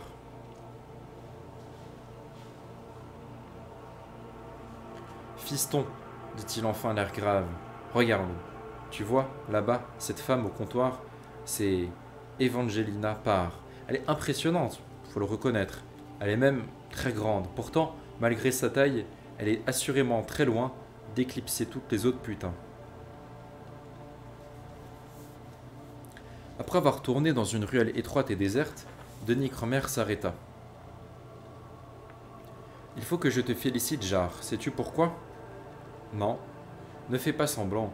Avec moi, tu n'es pas obligé. Que tu n'aies pas même bougé un cil quand on s'est mis à parler de cette Syrie-là, c'est un bel exploit. Mais que tu n'aies pas ouvert le bec à son sujet, c'est plus admirable encore. Allez, allez, ne prends pas cet air stupide. Je sais beaucoup de choses sur ce qui se cache derrière les murs du temple de Nénéké. Tu peux me croire, beaucoup de choses. Et si ça ne te suffisait pas, sache que j'ai entendu le nom que le marchand a inscrit sur ton médaillon. Continue comme ça. Le nain fit mine de ne pas remarquer la rougeur qui avait envahi le visage du garçon. Continue comme ça, Jar. Je ne parle pas seulement de Syrie. Qu'est-ce que tu regardes? Au croisement d'une rue, sur un mur, une inscription écrite à la chaux, en lettres penchées, disait « Faites l'amour, pas la guerre ». Juste en dessous, quelqu'un avait gribouillé, en lettres beaucoup plus petites, « Faites caca tous les matins ». C'est peut-être un meilleur conseil de vie pour bien vivre au quotidien d'ailleurs. « Regarde ailleurs, idiot !» aboya Denis Cromer. « Tu peux te faire repérer rien qu'en regardant ce type de formule. Et si tu as le malheur de prononcer une parole mal à propos, il t'attache à un poteau et te fouette le dos jusqu'à t'arracher la peau. Les jugements sont rapides ici, très rapides. » J'ai vu le cordonnier cloué au pilori, marmonna Jar, pour semaille de défaitisme, à ce qu'ils disent. Cette accusation, affirma le nain en tirant le garçon par la manche, tient vraisemblablement au fait qu'il pleurait en accompagnant son fils à l'armée au lieu de pousser des clameurs patriotiques. Pour un autre genre de semaille, le châtiment est hautement plus radical, par ici. Viens, je vais te montrer. J'ai pas vu, mais la musique elle est méga longue, c'est encore. Ça fait du coup 20 minutes qu'on a la même musique dans les oreilles, excusez-moi pour vous. Ça permet du coup de changer un petit peu la musique pour que vous ayez quand même une ambiance musicale un peu différente.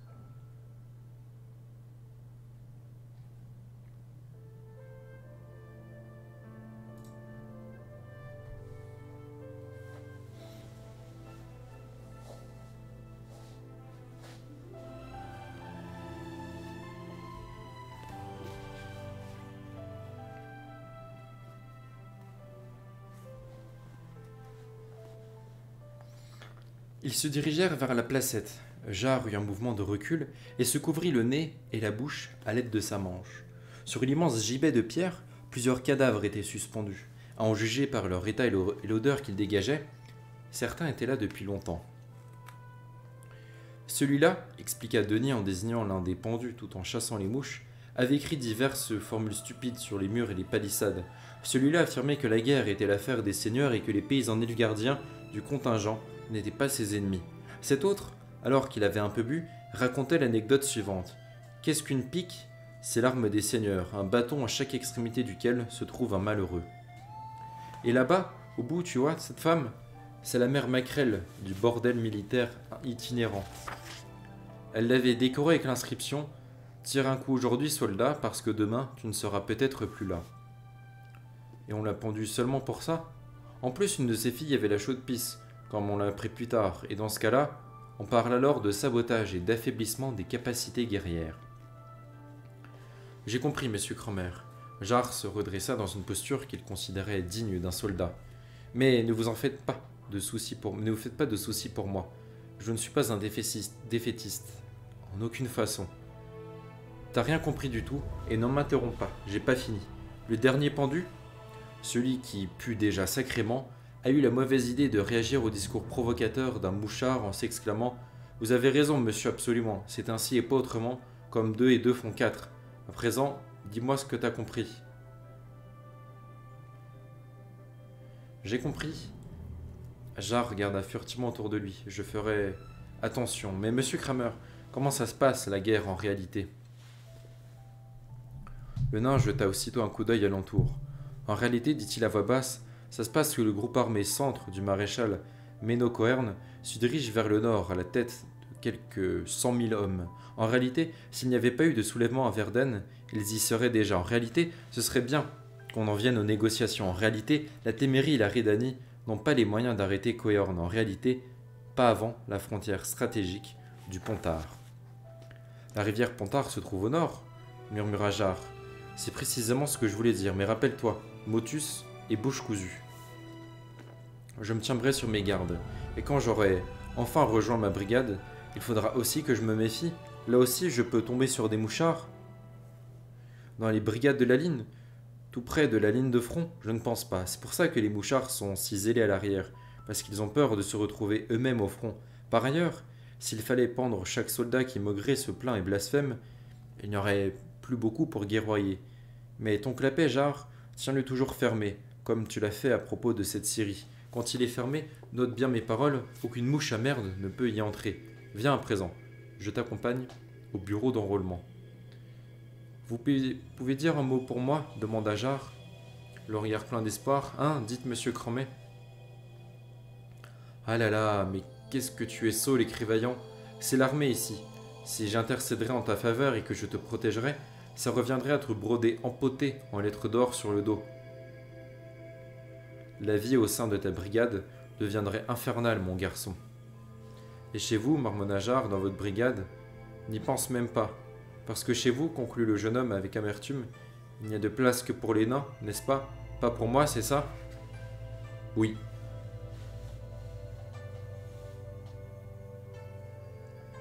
Ce n'est pas un endroit pour toi, songea Denis Cromer. Non, Jarre, parce que je n'ai pas fini de régler mes dettes envers Nénéké. C'est pour ça que j'aimerais que tu rentres de cette guerre en un seul morceau.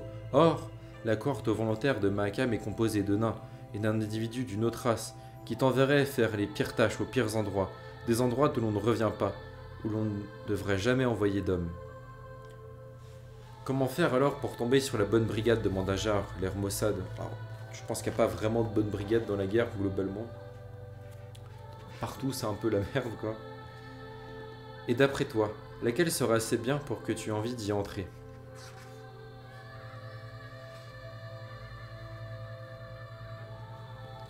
Jarre se retourna. Il venait d'entendre un chant qui grondait comme le ressac, rugissait comme le tonnerre, un chant puissant, insolent, dur comme l'acier. Il avait déjà entendu des chants identiques. Par la petite rue qui venait du château, formant des colonnes de Troie, marchait au pas un détachement de condottières. À sa tête, sur un étalon gris, avançait son chef, une perche ornée de crâne humain à la main. C'était un homme grisonnant, au nez d'aigle et aux cheveux nattés, dont la queue retombait sur son armure. « Adam, adieu Pangrate !» marmonna Denis Cromer. Les chants des condottières tonnaient, grondaient, vrombissaient, rythmés par le claquement des sabots sur le pavé. Il emplissait la ruelle jusqu'aux fêtes de maison, s'élevait au-dessus d'eux, haut, très haut dans le ciel bleu qui surplombait la ville. La musique, c'est très zen pour une scène martiale et des cris de chants guerriers. Il est vrai.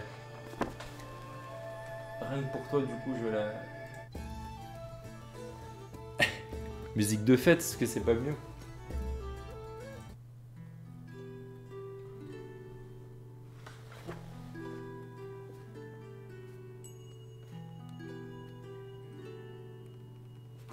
Après, on peut mettre les musiques de bataille si vous voulez aussi. Attendez.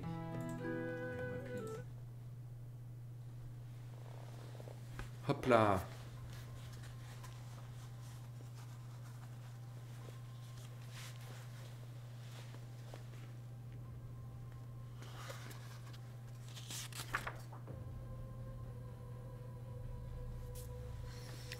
Oh là, j'arrive un peu tard, comment ça va?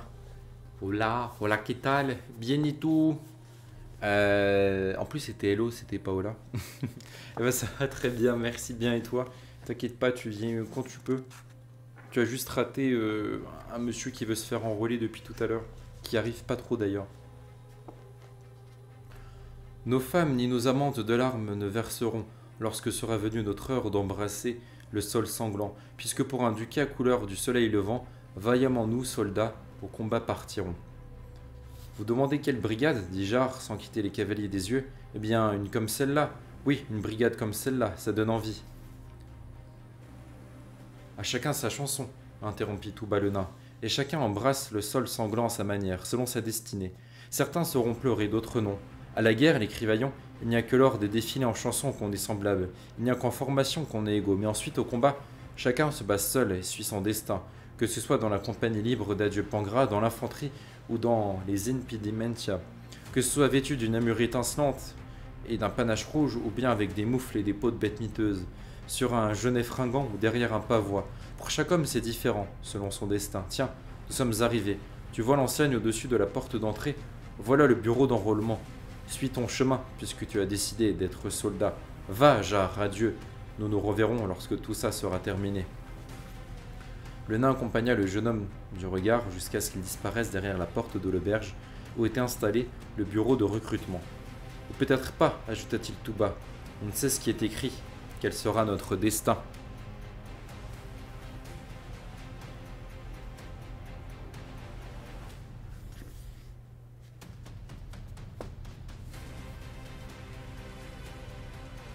Tu montes à cheval?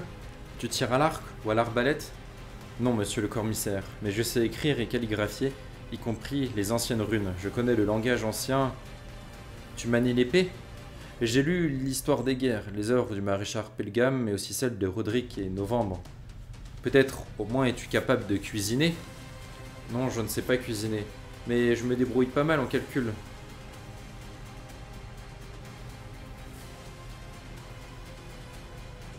Le commissaire fit la grimace et agita la main. Un monsieur, je sais tout. Ça fait le combienième aujourd'hui? Signez-lui le papier pour le MFDMD. Tu vas servir dans le MFDMD, jeune homme. File avec ce bon à l'autre bout de la ville au sud, puis franchis la porte de Maribor en direction du lac. Mais tu trouveras à coup sûr, au suivant. Hé, Jard, hé, attends. Melfi? Bah oui, c'est moi. Le tonnelier vacilla, prit appui sur le mur. C'est bien moi, hé hé. Qu'est-ce que tu as? Qui ça, moi? Rien, j'ai un peu bu. Nous avons bu à la mort des Nilfgaardiens. Ah, Jard, je suis content de te voir parce que je pensais bien que tu étais perdu quelque part, mon ami. Jard s'écarta comme s'il venait de recevoir un coup. Le tonnelier sentait non seulement la bière rance, mais aussi l'oignon, l'ail et le diable. Quoi c'est d'autre encore? Toujours est-il qu'il empestait. Où est donc passée ta charmante compagnie? Demanda Jard avec ironie. Tu parles de Brocheton? Se renfrogna Melfi. Moi je te le dis, j'en ai rien à foutre. Tu sais quoi, Jard? Je crois bien que c'était pas un homme bien. Bravo, tu l'as vite percé à jour. Pour sûr, Melfi se rengorgea, sans saisir l'ironie de son interlocuteur. Il faisait attention, mais celui qui me trompera n'est pas encore né. Si tu savais ce qu'il avait inventé, pourquoi il nous avait tous attirés ici à Vizima, tu penses sûrement que, tout comme nous, lui et ses pandards étaient venus pour s'enrôler dans l'armée. Eh bien, tu te trompais lourdement. Tu sais pas ce qu'il a inventé? T'y croiras pas. Mais si, il avait seulement besoin de chevaux et des uniformes, acheva Melfi d'un air triomphal. Il comptait bien en voler quelque part, parce qu'il avait prévu de commettre ses méfaits, déguisé en soldat. Que le diable l'emporte. Et le plus vite possible, Le tonnelier tituba légèrement, se mit face au mur et déboutonna son falzar. Je regrette juste qu'Augrabec et Milton se soient laissés avoir. Ils ont suivi Brocheton. Ces idiots de bouseux, ils se sont fait berner. Et le bourreau est prêt à leur faire leur fête. À eux aussi. Mais j'en ai rien à foutre de ces cornichons. Et pour toi, comment ça se passe, Jarre? C'est-à-dire? Les commissaires t'ont affecté quelque part?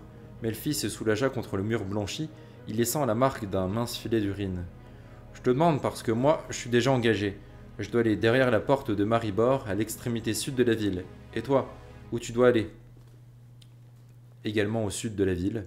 Ah! Le tonnelier sautilla en l'air plusieurs fois, se secoua, reboutonna son pantalon. Alors, on va peut-être guerroyer ensemble? Je ne crois pas.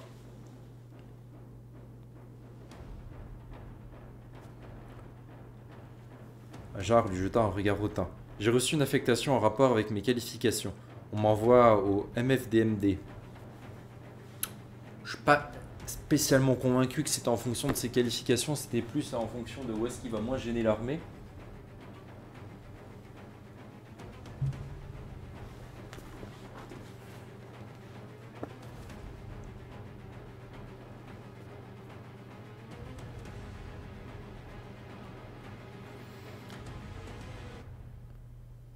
Mais bien sûr, Melfi rota, faisant profiter Jarre de son haleine pestilentielle.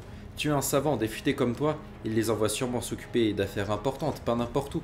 Qu'est-ce qu'on y peut? Mais en attendant, on va encore faire un bout de chemin ensemble, jusqu'à la frontière sud de la cité. C'est ce qu'il semblerait. Alors, allons-y. Oui, allons-y. Ça ne doit pas être ici, conclut Jarre en observant la place entourée de tentes où des fantassins déguenillés soulevaient la poussière, de longs bâtons posés sur leurs épaules. Chaque homme, comme le remarqua le jeune homme, avait une botte de foin affixée à la jambe droite et une gerbe de paille à la place de la jambe gauche. Nous n'avons pas dû tomber là où il fallait, Melfi. Le foin, la paille, ils entendaient les beuglements du soldat de première classe qui dirigeait les locteux sur place. Le foin, la paille, égalisés, putain de nom. Regarde toi-même l'étendard qui flotte sur les tents, dit Melfi. Ni même lisse ce dont tu causais sur la route. Il y a l'étendard et il y a l'armée, ça veut dire que c'est là. On est bien tombé. Toi peut-être, mais sûrement pas moi. Tiens là-bas, près du poteau, il y a un gradé, on va lui demander. Après cela, tout alla très vite. Des nouveaux, observa le sergent. Vous arrivez du bureau d'enrôlement. Vos papiers. Qu'est-ce que vous avez à rester planté là, putain? En marche avant. Ne restez pas en place, putain. Demi-tour, gauche, reviens, putain, à droite. Au pas de course, reviens, putain. Vous écoutez et vous retenez. En premier lieu, putain, allez retirer votre barda. Aubert, bottes, lance, putain. Oh, mes sabres, ensuite à l'exercice. Soyez prêts à l'appel, putain, aux aurores. En avant, marche. Un instant.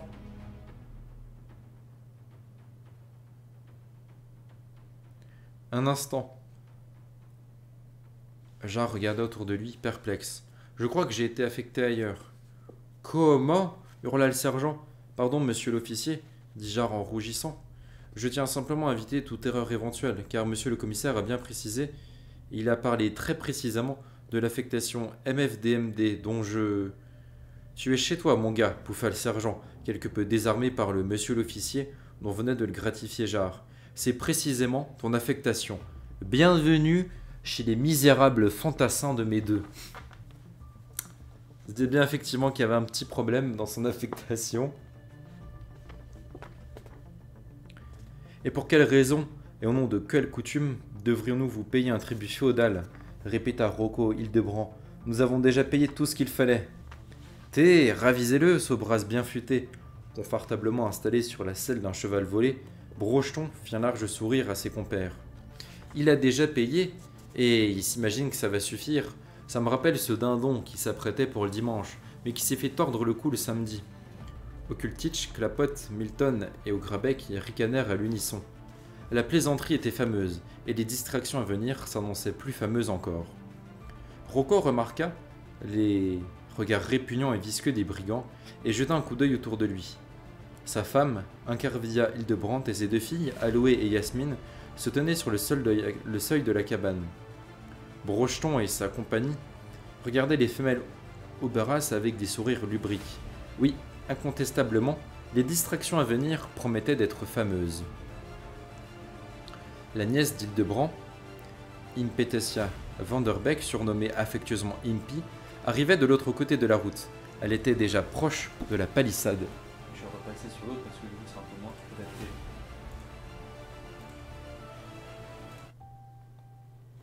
Voilà.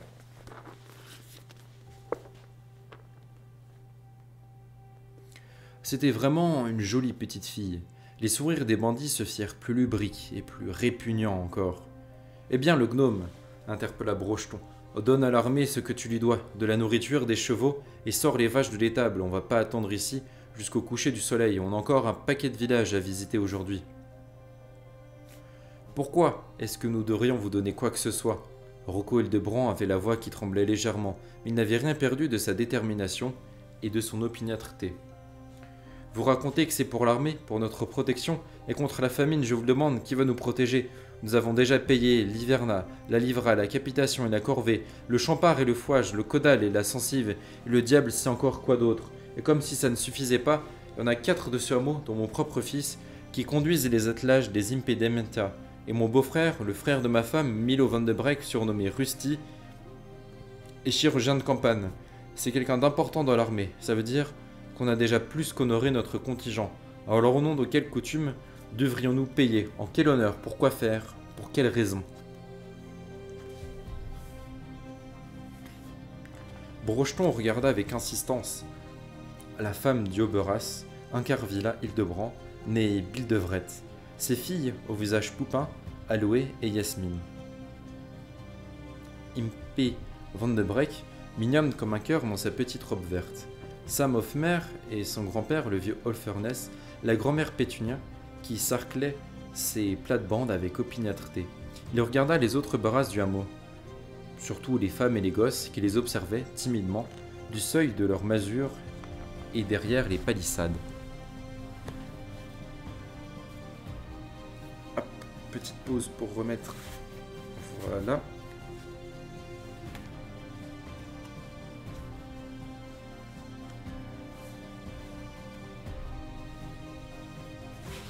Et voilà.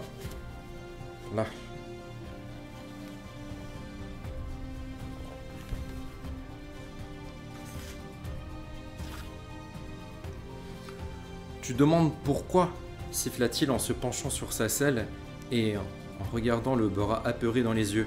Je vais te le dire, parce que t'es un haut bras galeux, un étranger, un vagabond. Béni des dieux sera celui qui te dépouillera, toi, répugnant non humain. Celui qui te tourmente, celui-là, accomplit un acte bon et pathérotique. Mais c'est pas tout, tu vas payer parce que je crève d'envie de mettre le feu à ton nid non humain, parce que j'ai l'eau à la bouche à la seule pensée de me faire tes petites naines, et parce qu'on est 5 gaillards costauds et que vous n'êtes qu'une poignée de demi-portions merdiques. Tu saisis, maintenant? Maintenant, je saisis, répondit lentement Rocco Hildebrandt. Allez-vous-en d'ici, grand humain, allez-vous-en vaurien, nous ne vous devons rien.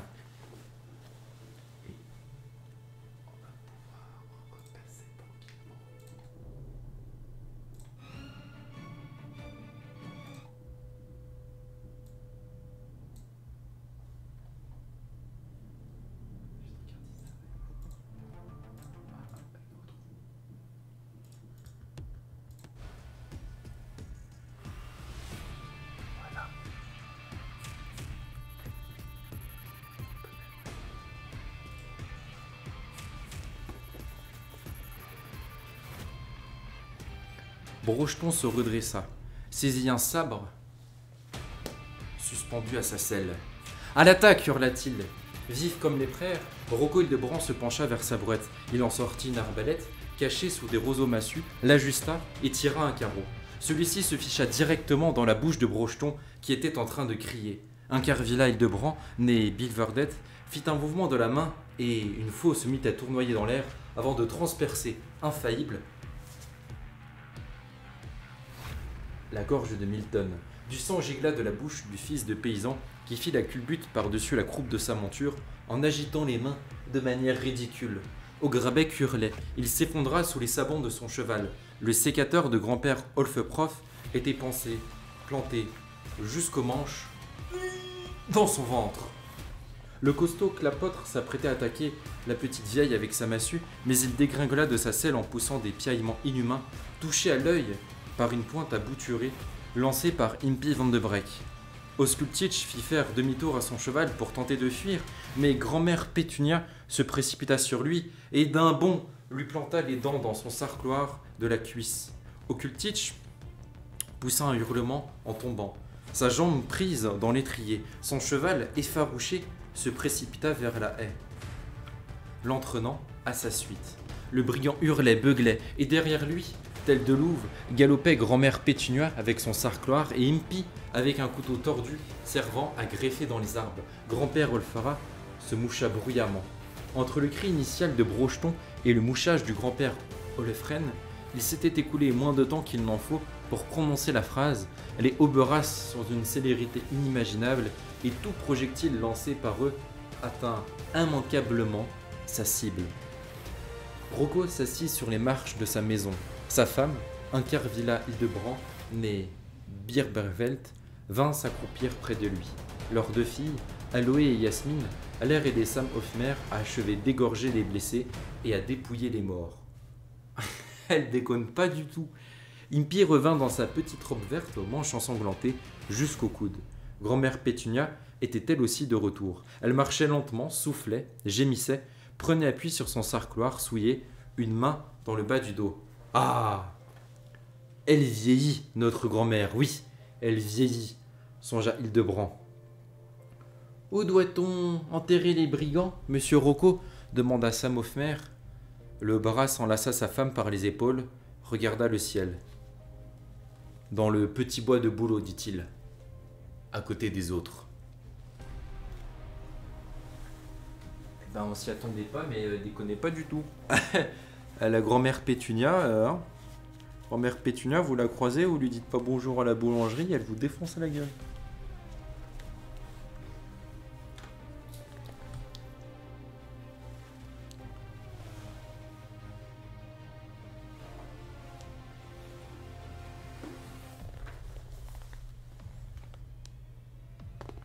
Rigole pas du tout. Ah non, on est d'accord, ils rigolent pas du tout.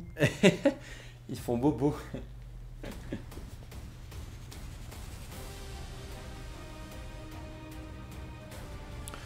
De nombreux journaux avaient relaté dans leurs colonnes l'aventure incroyable qui était arrivée à monsieur Malcolm Guthrie de Braemore. Même le Daily Mail londonien y avait consacré quelques lignes dans sa rubrique Curiosité.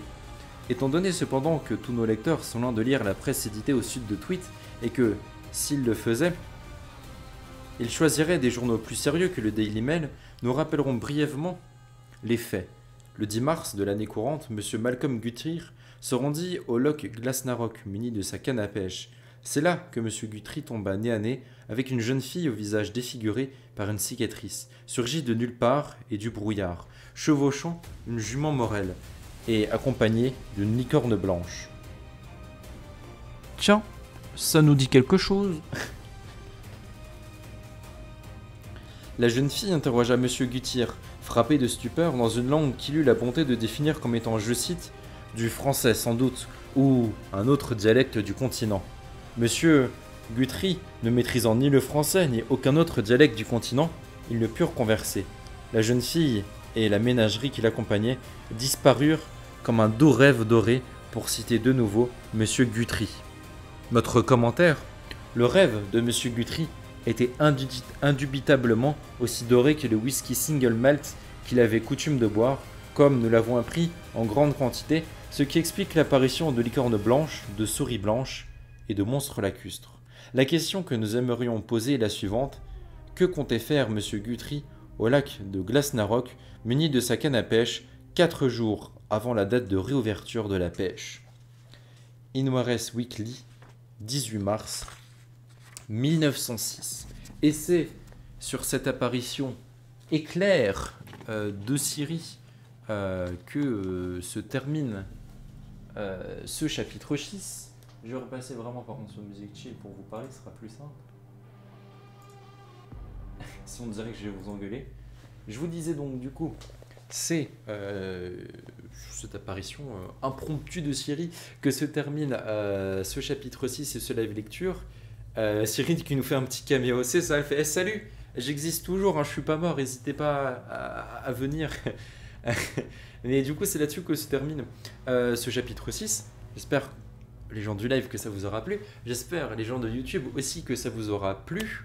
Et on se retrouve pas dimanche prochain, mais dimanche encore d'après, donc dans 2 semaines, pour le chapitre 7, puisque du coup, je suis désolé, mais dimanche prochain, je peux vraiment pas être disponible, donc je ne pourrai pas faire le live lecture. Et donc, mercredi prochain, il n'y aura pas de replay de live lecture pour les gens qui regardent sur YouTube. Donc voilà, ça sera dans 2 semaines, 2 semaines sur Twitch et 2 semaines sur YouTube aussi, que vous aurez la suite. J'espère que vous serez quand même là pour regarder. En tout cas, j'espère aussi que ce chapitre 6 vous aura plu. Merci beaucoup à vous de l'avoir suivi YouTube. N'hésitez pas à venir nous dire bonjour sur le live. Vous voyez comme ils sont tous contents. Non mais n'hésitez pas à venir nous rejoindre avec nous sur le live, les gens de YouTube, twitch.tv/tiamax. Et puis du coup YouTube, je vous dis à dans 2 semaines, portez-vous bien et à bientôt.